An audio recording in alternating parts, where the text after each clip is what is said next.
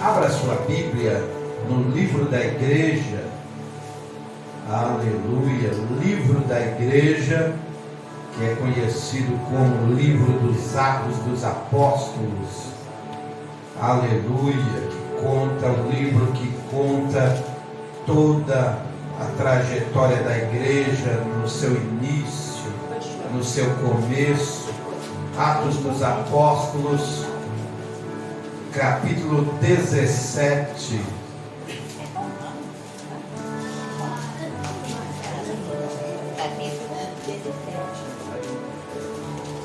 Capítulo 17, versículo 10. A partir do versículo 10.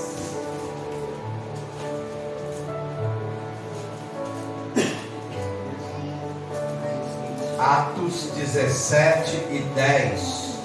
Diz assim: então, logo ao cair da noite, os irmãos enviaram Paulo e Silas para Bereia.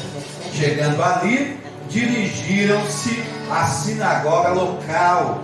Os bereanos eram mais nobres do que os tessalonicenses, porquanto receberam a mensagem com vívido interesse e dedicaram-se ao estudo diário das Escrituras, com o propósito de avaliar se tudo correspondia à verdade.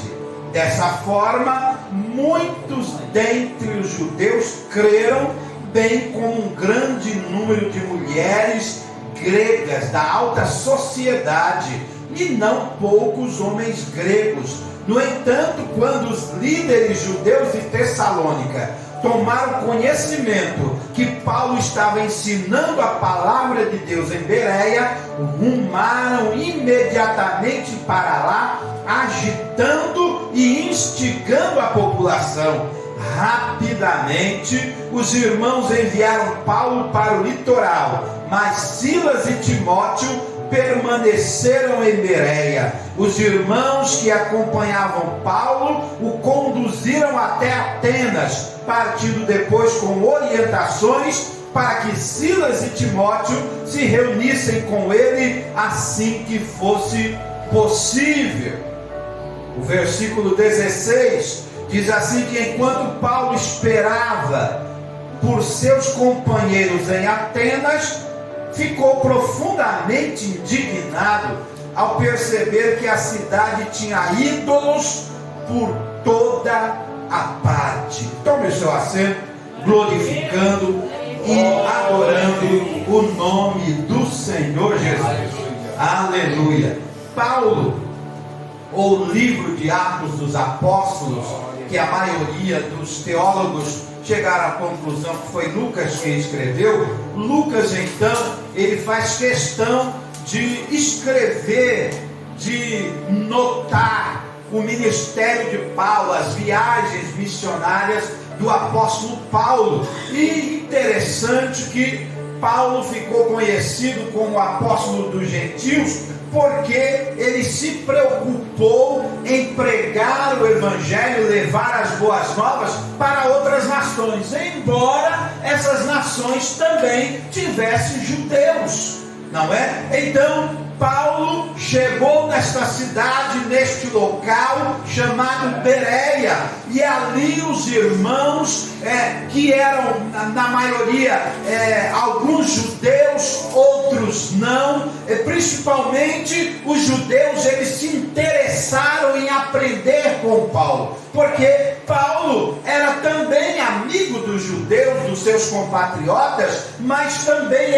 ele recebeu de Jesus a revelação e entendeu que Jesus veio para todos. Jesus queria que os seus apóstolos, os seus discípulos, pregassem o evangelho a toda a população da terra, mas alguns apóstolos, eles se apegaram mais em Jerusalém, em pregar o evangelho para os seus compatriotas, então deixaram ou esqueceram as outras nações. Aleluia. Então Jesus permitiu que acontecesse toda aquela revolta dos líderes lá em Jerusalém, dos líderes judeus, que na verdade eram religiosos, para que os discípulos saíssem de Jerusalém e fossem pregar o evangelho em outros locais.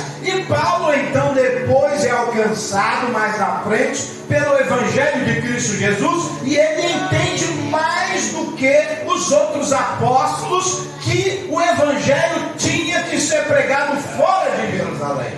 Aleluia. Jesus já havia dito pessoalmente aos seus discípulos: olha, vocês fiquem em Jerusalém, até que do alto vocês sejam revestidos de poder. Aleluia. Porque este poder, que é o Espírito Santo, ele precisava vir para encher os discípulos, encher não só os apóstolos, mas aqueles que acompanhavam os apóstolos, não é? Então eles estavam reunidos, buscando a Deus, orando a Deus. O Espírito Santo, no tempo certo, veio, os encheu e eles ficaram cheios do poder de Deus. Aleluia. E a igreja na terra também, especificamente no Brasil, também está cheia do poder de Deus. Aleluia. Vínhamos conversando no carro com o pastor Antônio Bonifácio, falando que as pessoas só não querem Jesus, não aceitam Jesus por simples escolha, porque em todos os lugares que nós passamos, nós vemos igrejas evangélicas.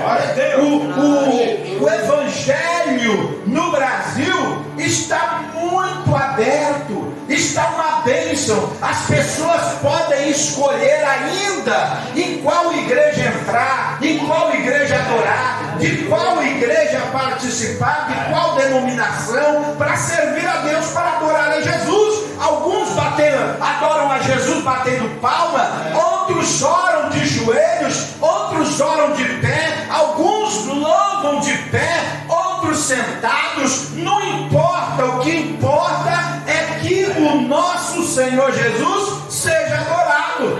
Aleluia, louvado seja Deus. Nós tivemos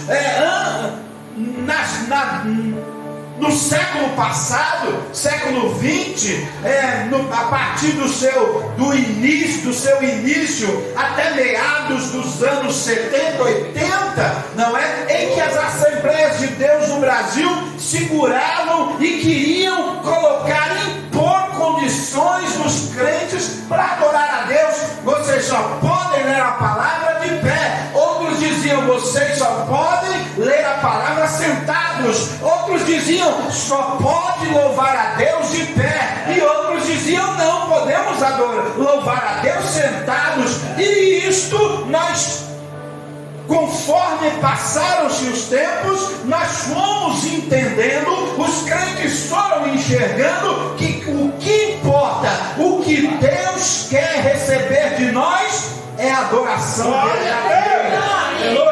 Não importa se em pé, não importa se sentados, não importa se ajoelhados, não importa. O que importa é que o nosso Deus quer receber a adoração que nós oferecemos a Ele do profundo da alma, do coração.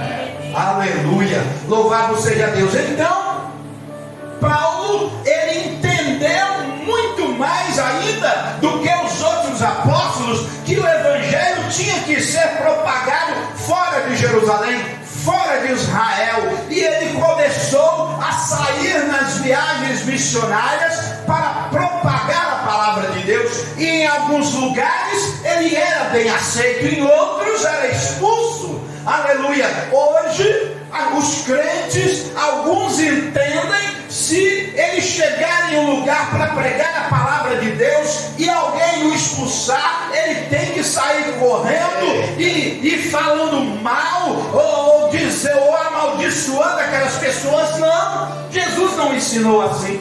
Jesus falou: olha, onde vocês entrarem, a casa ou lugar ou a cidade ou o bairro que vocês entrarem e vocês serem bem recebidos, tomem a água que eles oferecerem, comam a comida que lhes oferecer, mas se chegar em um lugar e vocês não forem recebidos, Jesus não disse: amaldiçoe aquele lugar e diga: olha, nada possa crescer e que vocês não recebam a bênção de Deus. Não, a maldição vem automaticamente. Não é o crente que vai amaldiçoar aquele lugar que não recebeu a palavra de Deus. É automático a maldição é automática. A palavra de Deus diz, não é? Aquele que não me ouvir, com certeza será amaldiçoado, mas aqueles que ouvirem serão abençoados. E muitos crentes se preocupam com isso,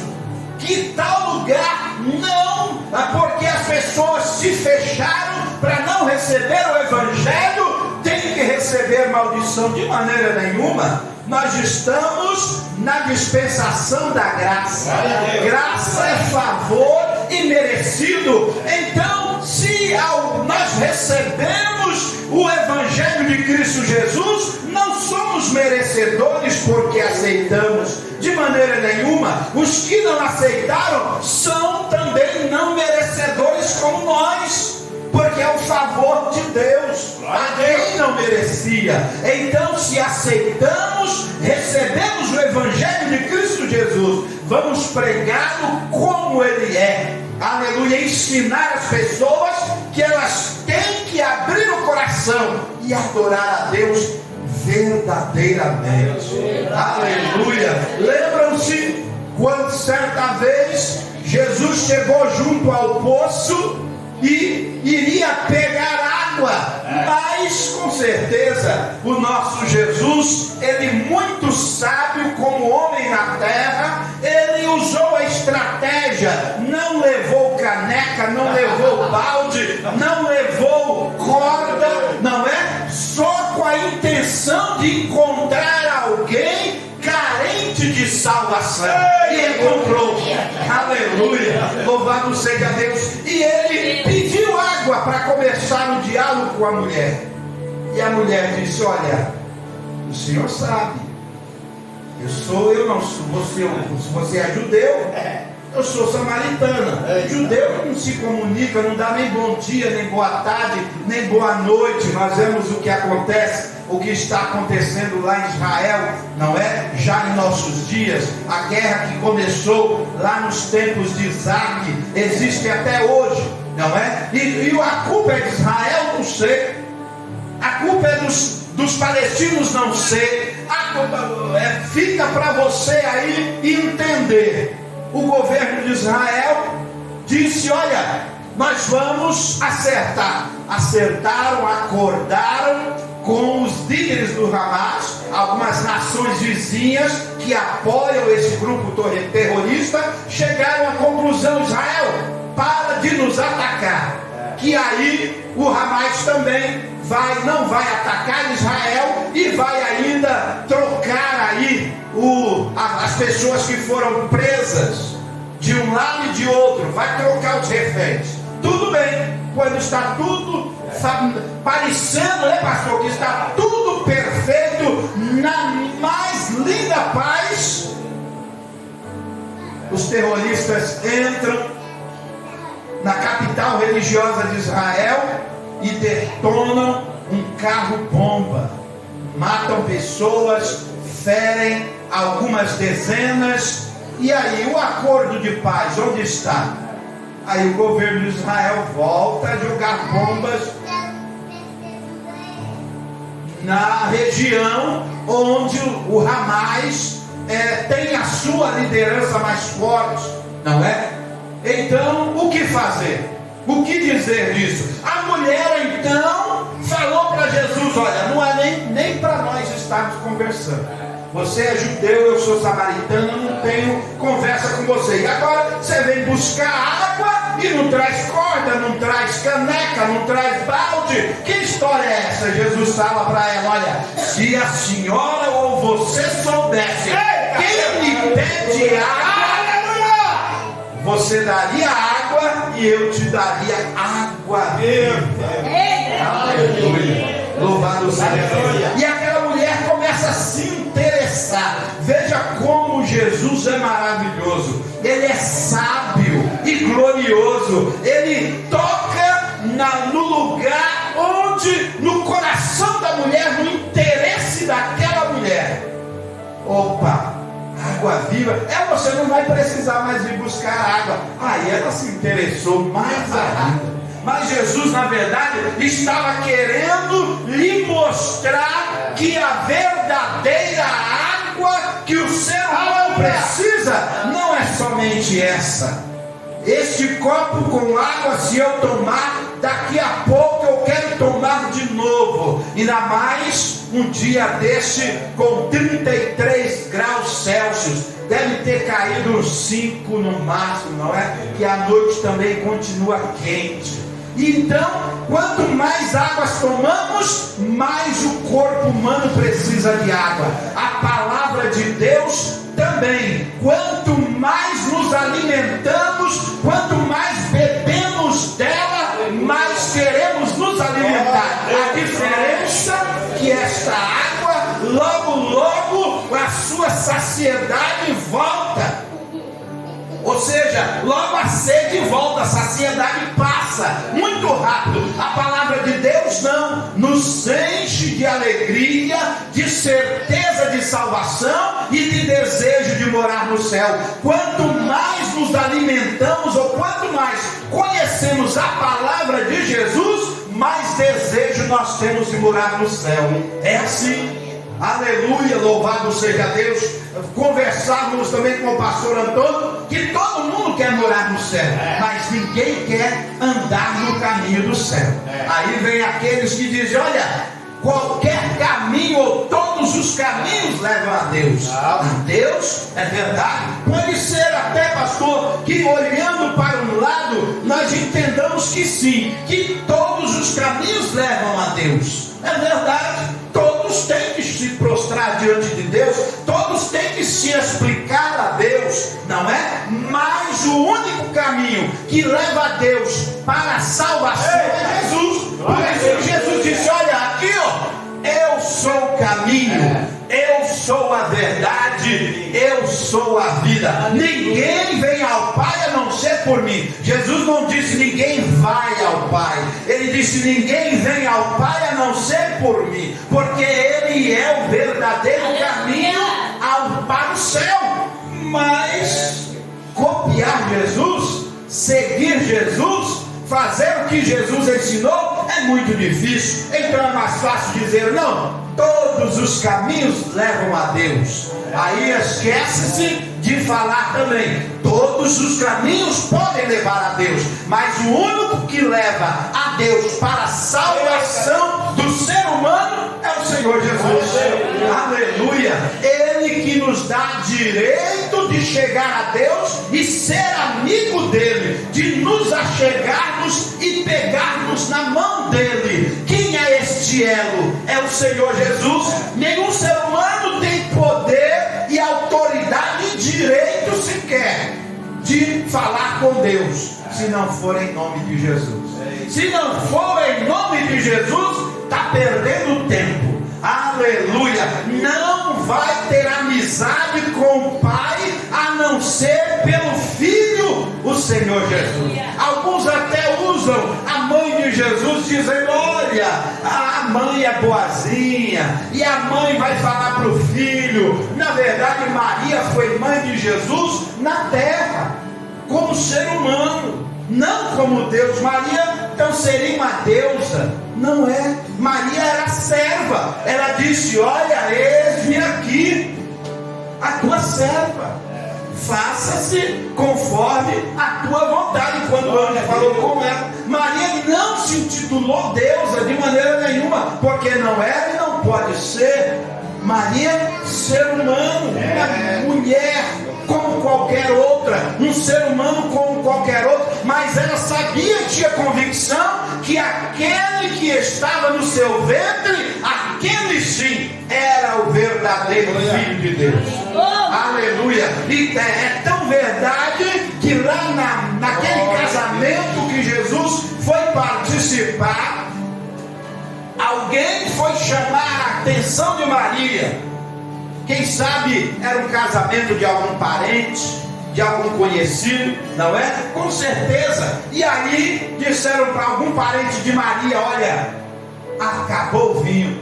Maria deve ter falado: mas a festa mal começou, já acabou o melhor da festa? Não pode ser. Aleluia. Mas Maria sabia em quem ela cria. E ela disse: olha, fala com ele, vai lá falar com ele. Eu não vou, em outras palavras, ela quis dizer: eu não posso fazer nada, mas eu tenho alguém comigo que pode. Aleluia, louvado seja Deus. Então, querem endeusar Maria, querem intitulá-la de alguém que pode fazer alguma coisa pela humanidade. Não, ela pode fazer por ela.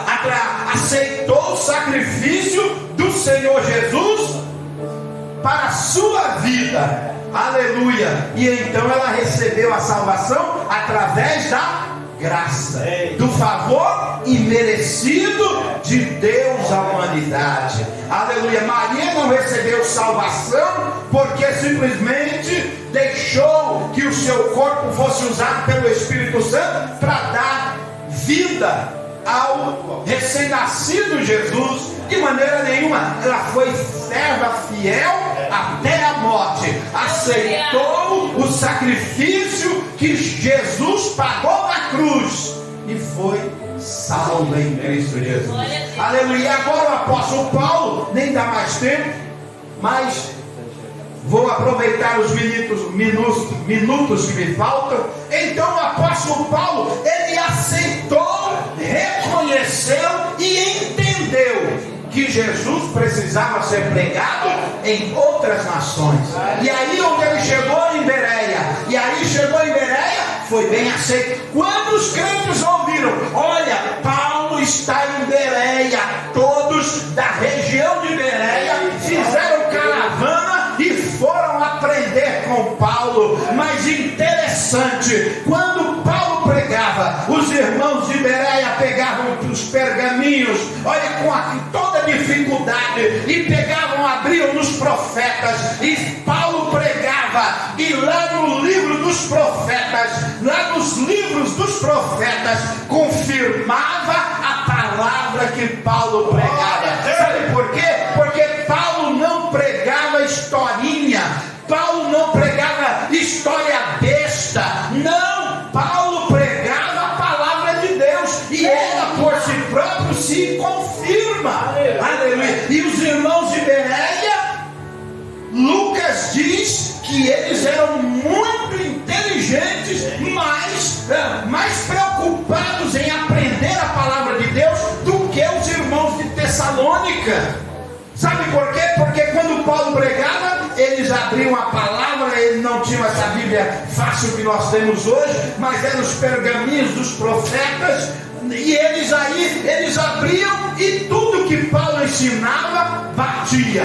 Aleluia. E o Evangelho de Cristo Jesus ia entrando na vida das pessoas, e cada dia mais o Evangelho era propagado pelos apóstolos. Aleluia. Mas Paulo chegou, ele não podia estar naquela cidade, ele saiu, deixou dois missionários lá, foi para a capital da Grécia, Atenas, uma grande cidade por ser a capital dos gregos, dos sábios. E ele entrou aonde? No Areópago. Areópago era uma espécie de tribunal, onde os sábios se reuniam, os juízes se reuniam, e ali eles podiam falar de algum assunto. E Paulo, quando chegou na capital, em Atenas, ele ficou, meu Deus do céu, ficou revoltado. Começou a olhar que na cidade tinha Deus para tudo, para todo gosto. Aleluia. Imagine se Paulo chegasse hoje no Brasil, né? Tem Deus para todos os gostos. Quem gostar de um Deus preto, tem São Benedito. Quem gostar de um Deus branco, tem outro aí, não é? Quem gostar de um Deus assim, de um Deus assado, tem ao seu gosto. Pode adorar o Deus ao seu gosto. Se Paulo chega no Brasil hoje em dia, ele ficaria revoltado. E ele ficou revoltado lá em Atenas e começou a ver altares para todos os deuses. E ele então começou a conversar e papear com aqueles sábios. E os sábios se interessaram também nas palavras de Paulo. E alguns até perguntaram: quem é? Quem é esse tagarela? Que Paulo era falador, não é? Quem é esse tagarela, esse falador? Que assunto importante, que novidade ele traz para nós. E deram oportunidade para Paulo. Aleluia! E Paulo, mais do que depressa, aproveitou o ensejo e começou a falar de Jesus. E disse: olha aqui, varões, homens de bem, sábios atenienses, eu percebi que vocês têm um altar para cada Deus, tantos deuses, mas eu percebi aqui que tem um altar que não tem imagem nenhuma. E ainda vocês escreveram ao Deus desconhecido. E Paulo falou: e é sobre este Deus que eu venho pregar para vocês. É sobre este Deus que eu venho falar. E aí Paulo tagarelou à vontade, pregou com autoridade. Aleluia! Os sábios ficaram arrancando os cabelos, porque não entendiam de onde vinha todo aquele conhecimento do cidadão romano e judeu, Paulo. Aleluia! Louvado seja Deus. Então nós temos que aproveitar o tempo para pregar a palavra de Deus. Às vezes até calados nós pregamos. Aleluia! Trabalhamos em local público na cidade de Arujá, como os irmãos sabem, e às vezes nem precisamos, ou todas as vezes não precisamos falar que somos crentes. Alguém olha uma vez, 2 vezes, 3 vezes, na 10ª vez tem coragem e pergunta: o senhor é crente? Eu falo: pela misericórdia de Deus eu sou. Amém. A paz do Senhor Jesus. Eu também sou. Aleluia. E é glorioso, porque nós não podemos nos expor demais devido ao trabalho, ao serviço público, não é? Nós temos responsabilidade diante da lei, é a cumprir. Então as pessoas é que vêm a nós perguntar. E aí nós falamos. Mas se não perguntar, eu não falo. Fico calado, fazendo o meu trabalho, louvando e adorando a Deus. Se for trabalho para jogar terra no crente que morreu, aí que eu jogo com muita alegria. E alguém fica bravo: esse cemitério está vazio, porque as famílias não estão vindo mais visitar o cemitério. E eu digo para mim mesmo: não pode falar em voz alta para o colega que ele não conhece Jesus, ou pelo menos não aceita, não é? Eu digo: glória a Deus. Isso significa que as pessoas estão aprendendo que esse corpo aqui, aqueles ossos ali, não tem maior valor do que o nosso espírito, do que a nossa comunhão com Deus. Porque esse corpo aqui vai acabar mesmo, vai virar terra, vai virar terra de novo, porque nós somos barro. Nós viemos do barro. Então as pessoas querem hipervalorizar o corpo e esquece do valor da alma e do espírito. E o maior valor é a alma e o espírito, que vão prestar conta a Deus. O corpo está disso aqui, é só para vocês verem e reconhecerem lá no IML, aquele é o pastor Josiel, ou o irmão Josiel, é o Josiel, ou é o fulano, é o ciclano, só para reconhecimento no IML. Ali reconheceu, fez a papelada, levou para a funerária, e ali levou para o cemitério, entregou na mão do coveiro, e está tudo certo. Mas a alma e o espírito é a identidade que nós vamos ser reconhecidos lá no céu.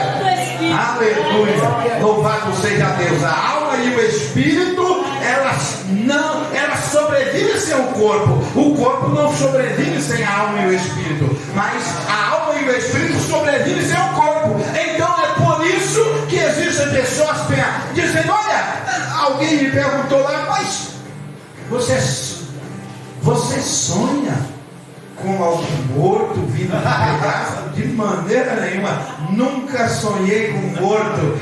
Por quê? Porque os clientes que estão aqui, os meus clientes, são bonzinhos, não reclamam de nada. Vocês é que querem me fazer mal, não é? Vocês reclamam de tudo, mas os meus clientes que estão aqui guardados não falam nada, não mexem com ninguém, não saem do lugar. Do jeito que eu colocar aqui, depois de 3 anos e 1 mês, como manda a lei, eu vou mexer, tirar. Ele está lá quietinho, guardadinho, sem reclamar. Aleluia, louvado seja Deus. Mas vocês vivos trazem problemas para nós. Tem uma senhora lá que nós acabamos 4 sepulturas procurando os ossos da mãe dela. E o último, essa é da minha mãe. O primeiro fui eu. Eu era novinho no cemitério. E aí cavamos, quando chegou, não era a mãe dela, era um homem. Eita! Não, esse aí não é minha mãe, esse aí é um homem, tá de paletó e gravata. Tá bom, vamos lá. Aí, mês passado, caiu na minha mão de novo. Ela disse: eu tenho certeza que a minha mamãe está aqui, ó, na frente dessa árvore. Tem certeza? Tenho. Vamos cavar. Então, vamos lá cavar. Aí cavamos, eu com toda alegria e convicção. É sua mãe, sim, vamos lá. Aí tal. Aí era verdadeiramente era mulher. E aí tiramos o vestido. Não sei. Será que a mamãe estava com esse vestido? Eu disse: olha, a terra, conforme o tempo, né? A cor, a tintura desaparece. É mamãe, sim. Vamos lá procurar. E aí saímos tirando. E tirei os pés, tirei os dedinhos, tirei todos da mão, a costela, tudo certinho. Quando chegou no crânio, não é a mamãe. Meu Deus do céu. A mulher virou um demônio. Virou um demônio. Sabe por quê? Por causa de uma dentadura que eu tirei e nem vi também. E ela viu. Eu tirando com o maior cuidado, colocando no saco, não é? Para esconder alguma prova contrária ao que ela via, mas eu tirei o crânio, com o crânio veio a dentadura e ela virou o demônio e disse: não é minha mãe, e começou a gritar. Eu falei: tá bom, senhora, não é, mas a senhora disse que é aqui. Então a senhora vá procurar as autoridades aí, a administração, porque eu cavei onde a senhora mandou. E hoje, estava passando lá ontem, passando no centro de Arujá, encontrei ela. Oi, coveiro, tudo bom? Tudo bom. E aí tomara que ela demore mais uns 10 anos para voltar lá, não é? Então as pessoas que não têm Jesus, e ela disse: mamãe era crente, mas ela não quer ser crente, né? E já está uma senhorinha de idade. Mamãe era crente, morreu crente. Ela disse, tanto é que nós fizemos no início, tinha um terço. Ela falou: não, essa não é mamãe não. Mamãe era crente, não usava terço não. Eu vontade de perguntar: e a senhora é o quê? Não é crente não, crente não é. Eu tenho certeza, não é? Porque se fosse, não estava se preocupando com o osso. Não é? Porque isso é pó, vai virar terra, vai virar cinza. O que importa é o espírito e a alma que vão voltar para prestar conta a Deus. Então Paulo pregou com autoridade entre os juízes, entre os poderosos, entre os sábios, e teve sucesso. Aceito por alguns, inaceito por outros, não importa. O que importa é que o Evangelho de Cristo Jesus tem que ser pregado em tempo e fora de tempo. Que Deus abençoe e nos guarde. Aplauda o Senhor Jesus.